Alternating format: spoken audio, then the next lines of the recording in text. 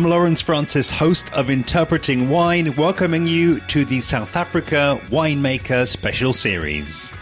Across these 4 episodes, recorded in February 2023, we'll be exploring the modern South Africa scene in the company of 4 producers, reflecting the up-to-date realities of winemaking in the country, with guests chosen to reflect a range of locations, production scales, and philosophies.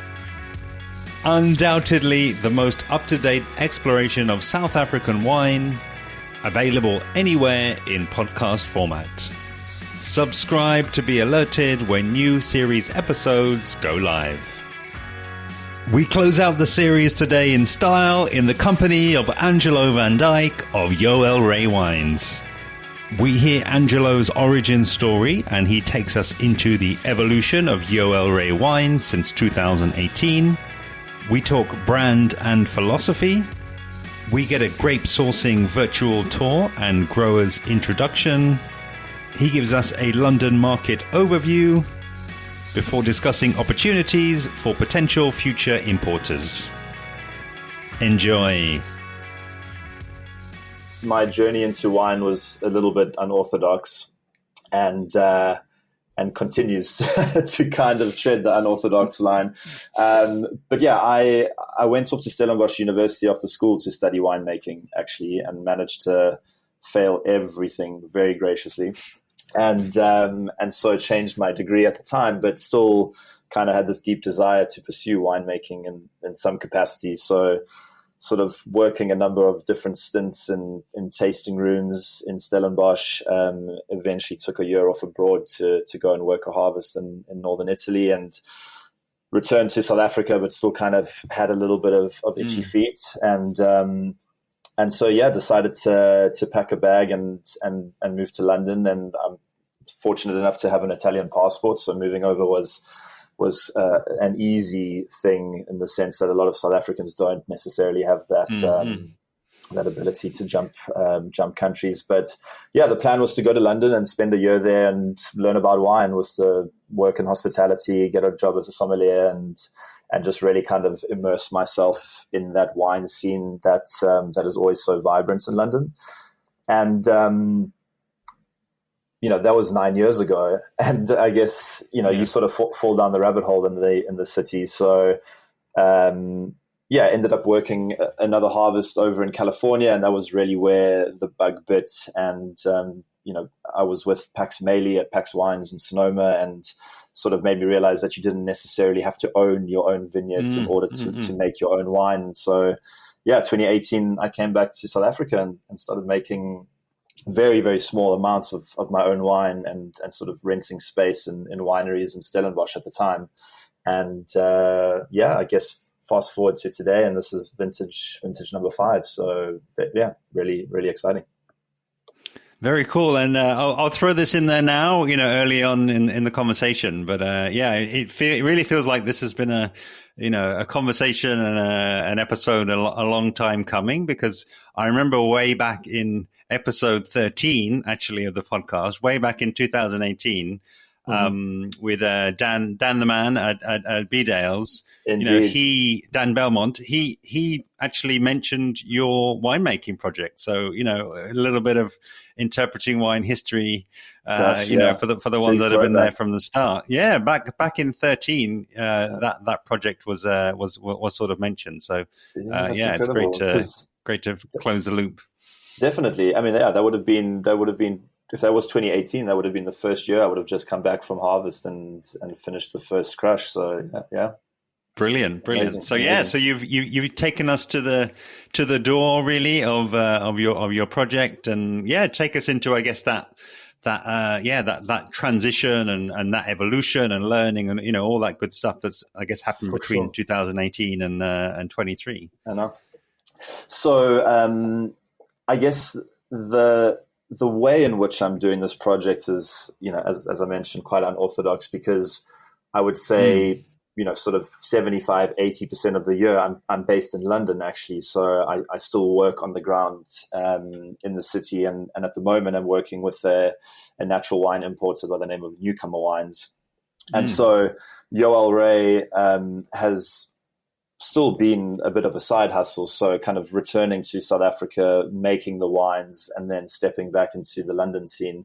And so it's kind of meant that, I've always needed somebody on the ground to keep an eye on things whilst I'm gone. So getting the fruit from pick to process to barrel down, and then obviously somebody kind of needs to keep a finger on the pulse whilst I'm gone. So yeah, the first few years I was working out of a space in Stellenbosch, and the space kind of changed as I went. But my friend Francois Haasbroek, who does black water wine, him and I worked together at Waterford many years ago, and he's always been a close friend who kind of saw the wines over the finish line for me in 2018, 19, and 20. And then more recently, I've moved across to Hemel and Ardagh. Another good friend of mine, Alex McFarlane, who's a really, really talented up-and-coming winemaker. She is now sort of my woman on the ground, which has been a really awesome evolution of the process, I would say. We've got a really good working relationship together. And it's always nice having a good kind of trust in that sense.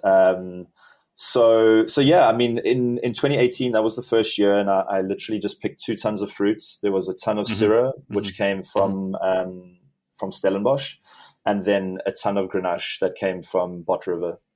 And the plan was always to make, quite a small amount, test the water. It's one thing making the wine, which is actually, in a weird way, kind of easy, and then conceptualizing a brand from scratch is actually, I found incredibly challenging, like coming up with the name and the look and feel, and what are you trying to communicate? Because I feel like it's not as easy in the new world as it is in the old world, where you can sort of fall into an appellation and then just put your name on the label and off it goes. I feel like there is sometimes a little element of a brand that needs to push the wine a little bit too. But yeah, so the production was very small in the first year. There was one wine, it was Syrah Grenache. Second year, same thing again, Syrah Grenache, slightly more in terms of quantities produced. And then 2020, I did the Syrah Grenache again, and then produced a little bit of a skin contact wine from Grenache Gris. So it was quite a deep pink. I mean, it looked like a very dark rosé in the glass. And that was from some fruit that I got from the Voorpaardenberg. There's one block that pretty much anyone who makes Grenache Gris in South Africa pretty much gets that fruit from a guy called Willie Mostert. So yeah, that was the first few years. Your secrets. Yeah, exactly. Yeah, don't tell anyone. So yeah, it's those were the first few years, and the best advice that Francois ever gave me was to start small, because I feel like people get overexcited, jump in, produce all of this wine.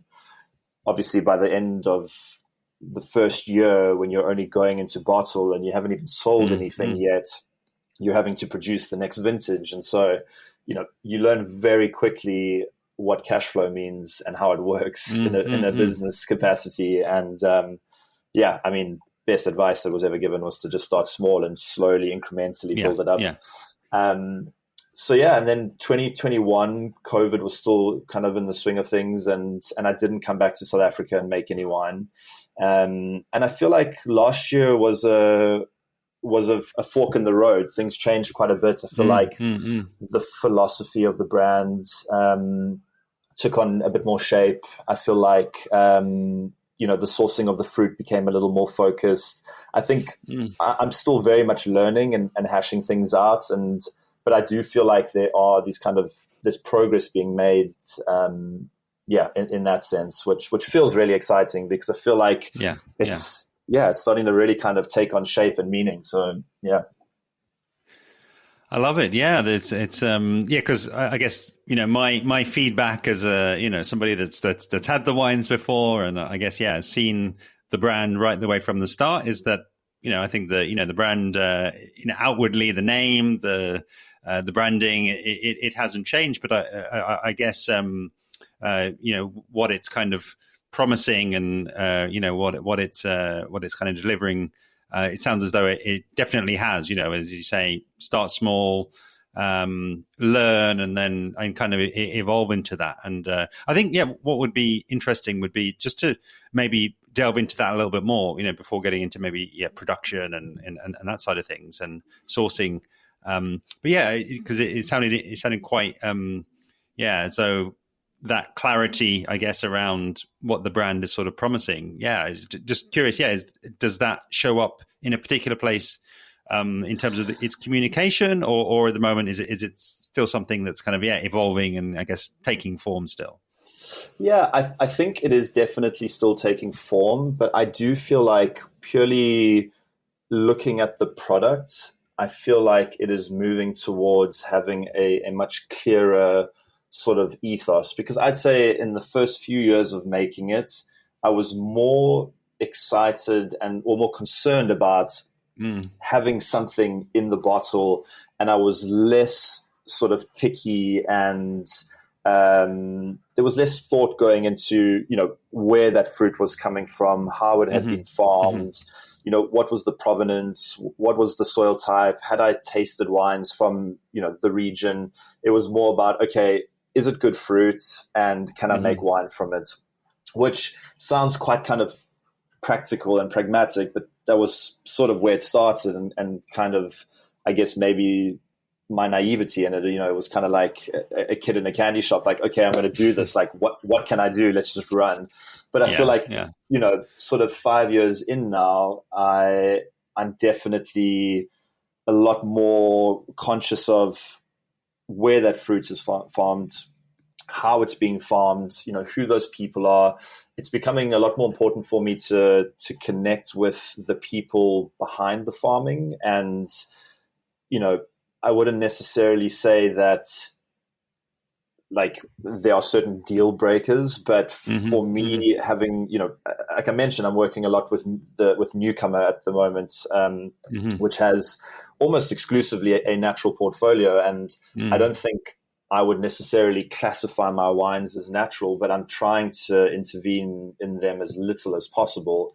And I recognize that, trying to make a wine go through a natural fermentation, and that fruit has been farmed conventionally and sprayed and is already on the back foot in terms of the natural kind of microcosms and microbial loads. Sure. It's like, trying to make somebody run 100 meters with a ball and chain strapped to their leg. Like it's really hard. And I think that little shift alone, like moving towards sustainably farmed vineyards, organically farmed vineyards, like I'm not really concerned about whether there's a certification or not. But for me, if there's a level of trust between farmer and that's what they are trying to achieve, I just think your wines have a better chance at moving in that direction and allowing you to just let them do their thing. And I guess also just like, it's hard to disregard issues of our time as a business owner and not have some kind of, something weighing on your conscience. And like, I'm not going to die a martyr. That's certainly not what I'm up to. But I think if my business practices can in some way sort of, impact on the world and in some capacity, then great. Like, why not take those little incremental steps, I love it. Yeah, no, it's very, very cool. And I guess it's also, it kind of, it just draws a little parallel to me, and as I have spoken to many wine brands and wine producers who started off as grape producers, when they were growing the grapes, and then that was the end of their involvement. They perhaps had one approach versus, we've now got to meet those grapes at the winery, and then we've got to take them through, and we've got to sell them, and all of that responsibility right the way through the line. It must just be a complete switch in terms of the mindset for kind of further back. And sure. I think what would be really cool for me, and I think cool for the listener is to, I guess, it's what I call the sort of geography part of the story. And I think, it would be to understand really, as you say, that shift and that relocation and, where you are now in terms of the where you're producing the wine. So yeah, kind of, I guess, start at the, as I like to call it, the drone's eye view. Like, kind of, I guess, orientate us to, especially me that's, hasn't yet visited South Africa, and Sure. let us know where you are in the country, and then let's kind of lower that drone down and really see what you've got going on. Okay, cool. So, I mean, I guess I obviously.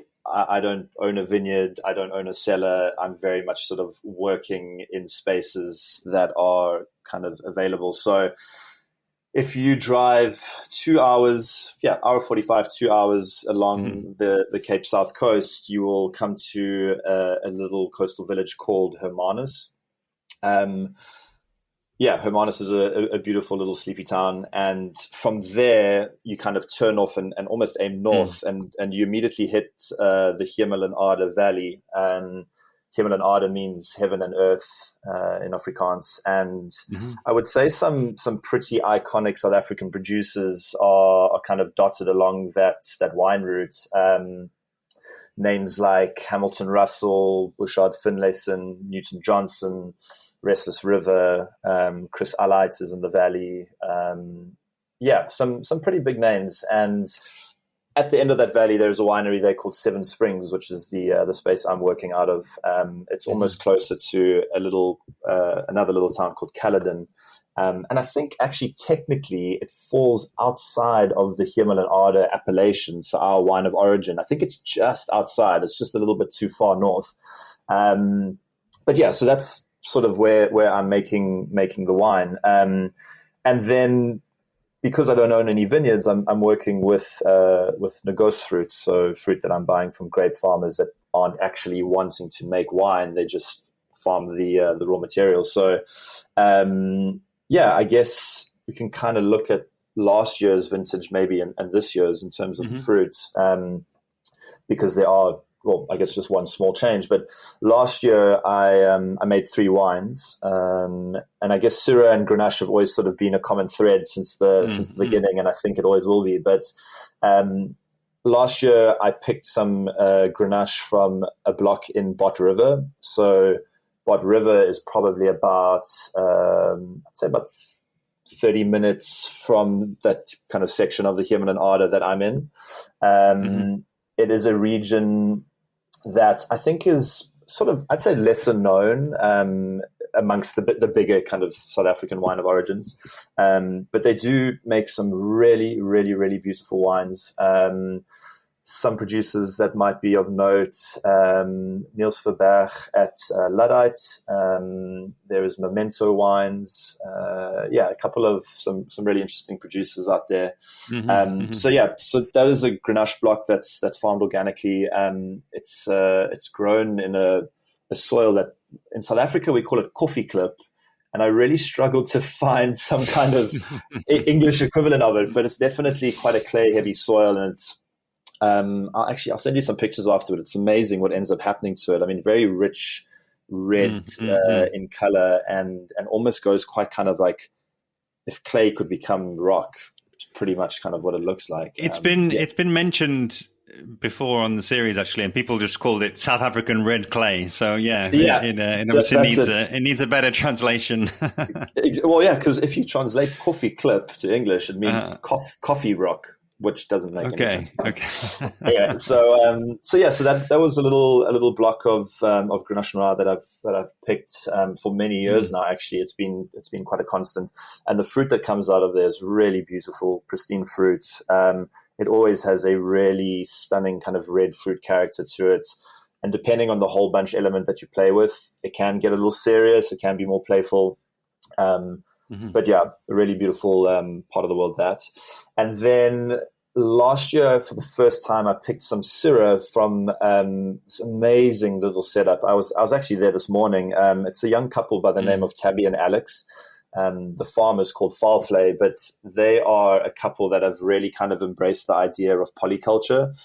So they've got this incredible kind of market garden setup. They have pigs, they have ducks, and then as another sort of element of the agricultural program, they've got some Sauvignon Blanc and some Syrah. So we have now driven the opposite direction to Bot River. We're driving further along the south coast into Walker Bay and Stanford.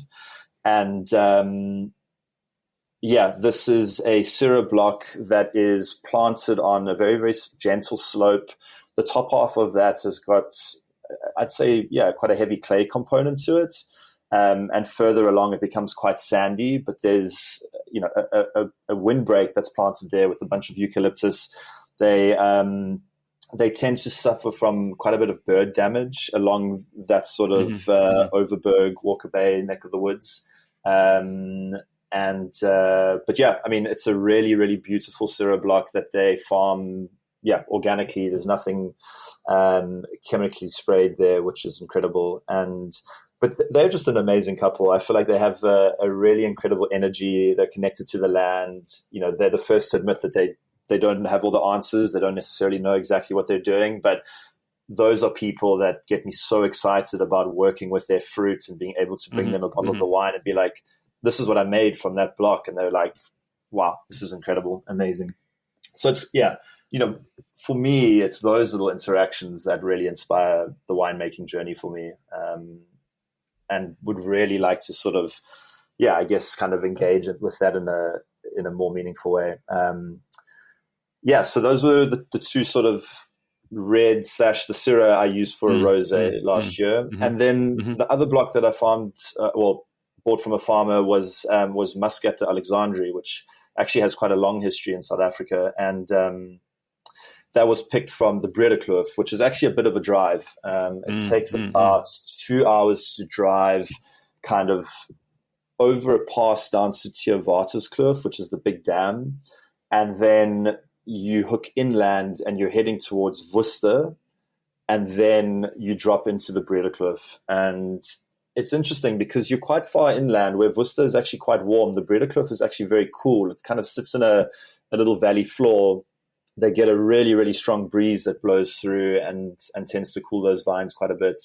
And there, I picked 2 tons of Muscat de Alexandrie from a guy by the name of Kovi Stoffberg. And, that was a bit of an experiment.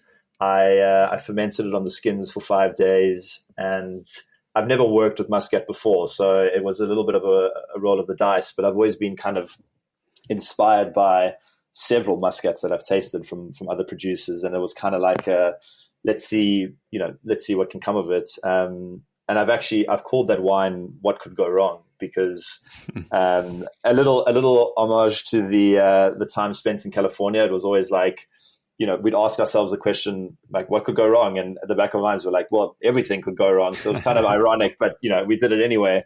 That wine's turned out really pretty. It's actually a lot. I wouldn't even call it an orange wine. The 5 days of maceration added some texture to it, but it's actually a very kind of aromatic and lean white wine at the end of the day, which is quite cool. So those were the 3 wines from last year. So I guess, 3 different regions that are all very different. And then this year was the first year that I've picked some Sauvignon Blanc, which came in this week. And that was from a vineyard called Waverly Hills, which is out in Tilbach. And they're a really incredible organic vineyard. They farm some Sauvignon, some Semillon. They do a bit of Pinot Gris, also some lesser known red varieties. I think they do something like Marcelin out there as well, which you don't often hear about in South Africa. There the soils are called oak leaf soils. So it's kind of like a clay and loam kind of sandy soil, sandy conglomerate. But really pristine fruit, super small little berries. I've taken a ton of that and I'm macerating that on the skins for a bit. And the other 2 tons I just put through a destemmer and pressed. So, I mean, I would say Tilbach is quite an interesting wine producing region too. I don't know loads about it. It definitely isn't on everybody's radar either. But you're right up against a mountain range with a lot of vineyards that start to kind of hit a little bit of altitude. And I've only ever tasted wines that have an incredible energy to them that come from Tilbach. They tend to be really kind of vibrant and alive.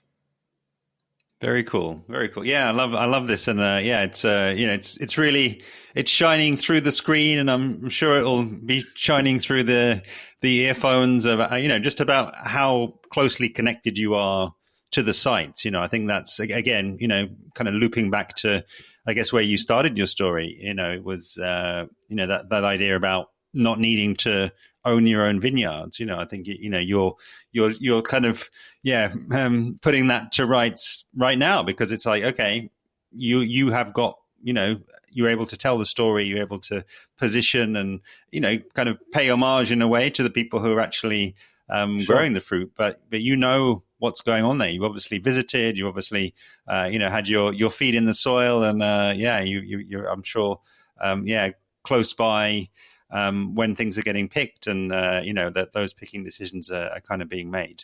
And For sure. And one thing that I think would be, again, I think, maybe just kind of,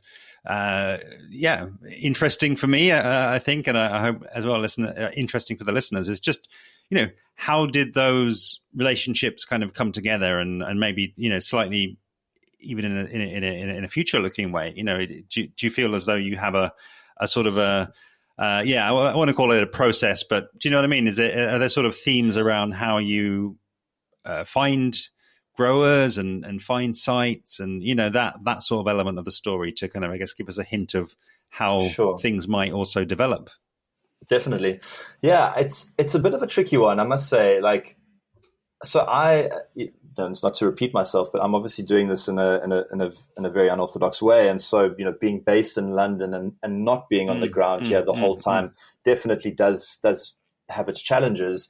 But what I would say is that the industry in South Africa has an incredible amount of support. And I think everybody really wants to see each other succeed. And it's always amazing when, there are loads of WhatsApp groups that exist. And, as soon as somebody reaches out saying, hey, I'm looking for 2 tons of this or 6 tons of that, or, hey, people really do band together and come to each other's aid. And I've always found that incredibly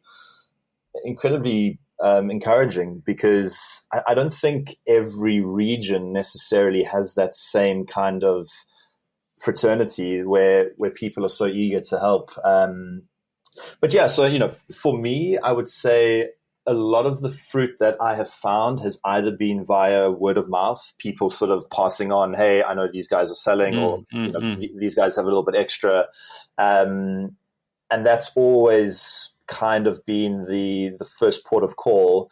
But then in other instances, I've actually, there's a website called wine.co.za, which it does what it says on the tin. It's everything wine related in South Africa. And there's a classified section there, and you can go onto that and either post that you're selling or that you're buying, everything from barrels to fruit to tanks to bulk wine. It's all there. And every year I'll always just make a little post and just sort of put my feelers out there and see who's looking, what's available, because you never actually know. There may be somebody who's been farming fruit for the last 10 years and has had a constant buyer, and maybe that buyer falls away and then suddenly something comes available. And, but for me, there's definitely been this shift from just taking the first thing that landed in front of me because it was necessary and I needed it, and rather than being a little more, just a little more picky and really sort of looking into where it's coming from and who's doing it. And to take it a step further, as this brand has kind of evolved, I also realized that it's all fun and games, sort of just buying this, buying that, and every year there's a whole bunch of different wines that come out because on one hand that is fun and everybody likes trying new stuff, but I also find that it's very hard to kind of get a consistency of not that you want a consistency of product, but you never really form an identity then. Are you specific to a region, or are you specific to a grape variety, or are you just rolling the dice every year, just seeing what you come up with, which, is also fine. But I think for me, you slowly start to kind of build a range and people, identify you with certain grape varieties or your style of winemaking. And that I think is also really important. So, for me, every year that has gone on, identifying these growers in a more personal way has become a very important part of the strategy. So, yeah. Yeah. No, I love it. I love it. And, again, as always happens, I think when we kind of get in tune and, I was already thinking about, leaving some space really during the podcast, maybe slightly more than normal to ask more about the export markets and ask about London. Because again, you've got that fascinating kind of duality, if you like, and dual role between the UK and again, maybe to kind of finish your sentence for you or extend from what you've just said there. I guess also, that again, the consistency, knowing kind of what's coming down the line, having a feel for what Yoel Rey will deliver. That'll then presumably, has a huge impact on sales and placements and connections with the industry. So let's start with London. That's obviously my home and your home, and where I'm guessing a lot of these wines are sort of ending up. So let's I guess get a little delve into your role and how they come through and kind of where do they go and also the feedback that's being gotten. Sure. Yeah. So it has been really fascinating kind of managing the entire supply chain essentially, because making it here and then being on the ground on that side and then being able to import those wines using a UK-based company, so with an import license as Yoel Rey Wines, and then distributing it myself. I think I don't think there are many producers that kind of have that dynamic, and obviously, it does pose a lot of challenges, and I think the UK is a lot stricter when it comes to the finer points of red tape that exists in the bureaucracy as opposed to what happens in South Africa. So you really need to kind of have your ducks in a row. But I have my business is UK registered, and the wines are imported to a bonded warehouse up in Staffordshire. I work with London City Bond, and from there it's distributed as most other importers would do, sort of next day delivery with orders placed in the morning. And it's difficult juggling a full-time job and the side hustle, especially when the side hustle involves an element of sales too, with a product that people generally want to taste. So, there is a lot of weekend work, and it's fun. It's also, every morning I wake up and I'm like, it's going to be worth it someday. It's going to be worth it someday. But yeah, it's been a tough journey for sure. But yeah, I would say for me, Instagram has been an amazing source of marketing. I don't know if I am particularly good at it. I now work with a bunch of Gen Zs. I fall into the millennial category. I thought I was on top of it. I mean, it's definitely on another level these days with things like TikTok and Reels, etc. But I think content is a super important asset for me, at least, in order to communicate what I'm doing and how the brand looks. And it's got quite a kind of young modern label, and it feels like something that's quite kind of fun and playful in many ways. So yeah, I mean, that's sort of been my first port of call in terms of the marketing, and often there's been a lot of interest that comes via social media, which is great.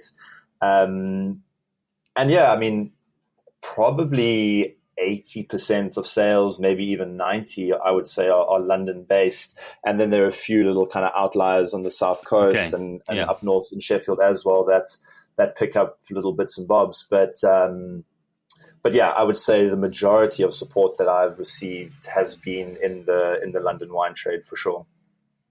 Very cool, and most of it kind of going through, the quantities are not vast. So I guess most of it going through on trade and the independents. Yeah, I would say, yeah, 100%. There are one or two kind of groups that take the wine. So, I mean, somewhere like the Barbary was working with it for a bit, and that's obviously part of Paskin Group, but still its own little individual site. So I guess it kind of like straddles independent and bigger groups. But yeah, generally speaking, smaller indies, there is quite a bit of on trade. One or two spots doing retail and some online retail, like our friend Dan Belmont at Good Wine, Good People. He picks up some of it too. But yeah, I would say the majority of it is going through wine bars and restaurants in the city. Yeah. Very cool. Okay. So yeah, any London listeners who are getting as thirsty as I am, listening to you describing the wines, then you know where to look. And again, as always, the conversation has really kind of flown by for me, Angelo. And but I think there was one thing that kind of did stand out again from that kind of pre-chat that we had, which was you mentioned about maybe a challenge with kind of getting these wines out there, or kind of finding some of the exporter contacts that are maybe philosophically aligned. And curious, does that then speak to where else these wines are potentially going to go to in the future? And take us a little bit inside of that dilemma. Yeah, so at the moment Yoel Rey is only sold in South Africa and the UK. I'm yet to open another export market, and I think I've learned a hell of a lot since working with Newcomer, and the founder, Peter Honegger, has a really incredible approach to buying and sourcing, and his relationship with winemakers. And it's, I'm obviously seeing it from one side of the conversation, but can put myself in the shoes of those producers too. And it also just makes me realize like how important the right fit with an importer is. And I don't think everybody necessarily considers that when they jump into bed with certain importers. Like sometimes the excitement of, oh great, I'm going to be sold in Amsterdam or in Hong Kong or in New York, that excitement of course is an achievement, and that's amazing, but the sustainability of that also needs to be considered, because if somebody picks up 300 bottles or one pallet 1 year and then you never hear from them again for another 18 months, you kind of want to be able to get some rhythm, get momentum, make sure that they are communicating what you're doing in the trade in an accurate way, and also kind of able to celebrate what you as the winemaker are doing and those farmers that you're working with. So yeah, I mean, I'm definitely actively looking for other markets to enter. And there have been conversations that have happened, but I think this, in the next kind of 2 months, I'm going to release 4 new wines. So there'll be the Muscat, the Syrah Rosé, the Grenache Red, and then a Syrah Grenache from 2020 that's yet to hit the market. So there's suddenly going to be a lot of wine to sell. And I think for me, it's about finding the right people and people that I feel I can trust, that I want to work with, and not just necessarily looking for a quick fix and getting the wines out the door and somewhere new.